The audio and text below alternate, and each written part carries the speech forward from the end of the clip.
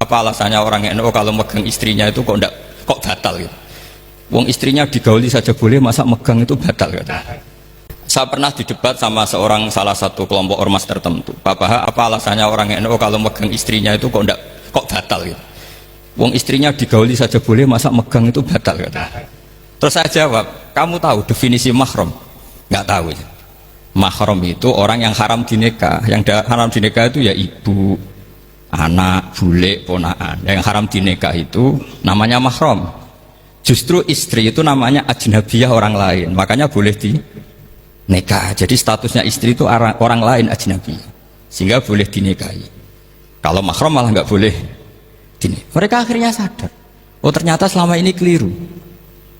Membahasakan istri mahram itu keliru.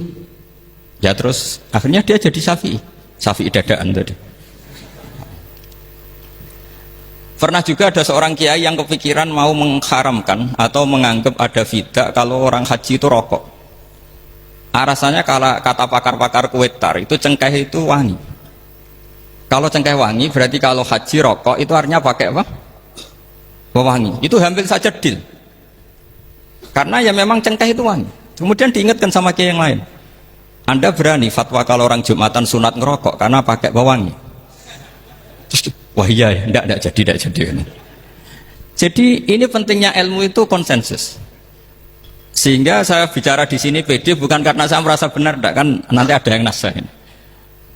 Kalau benar ya sampean dukung, kalau salah ya tinggalkan saja, biasa saja. Karena kalau sampean sama-sama tadi saya sudah bilang tahta topkotin wahidah, kita tahta syekhin wahid, tahta mursyid wahid. Saya pikir ilmu saya dan sampean ya undi lah. Kita beda jauh kan dengan Gus Naji karena beliau alim, bisa ngarang kitab banyak. Kalau saya jenengan kan ya sama-sama nggak jelas gitu ya, sudah pokoknya santai-santai saja. Pokoknya rileks saja. Yang jelas saya datang ke sini itu mau cerita kebanggaan saya sebagai orang pesantren, produk pesantren kalau kata Gus Barak tadi. Di kampus itu saya berkali-kali ketemu doktor, profesor, dan mereka umumnya itu orang-orang yang galau, yang gelisah. Dan lucunya itu mereka memposisikan saya sebagai penasihat. Karena apa? Memang ilmu pesantren itu unik. Ilmu yang bisa menjawab problem apa saja.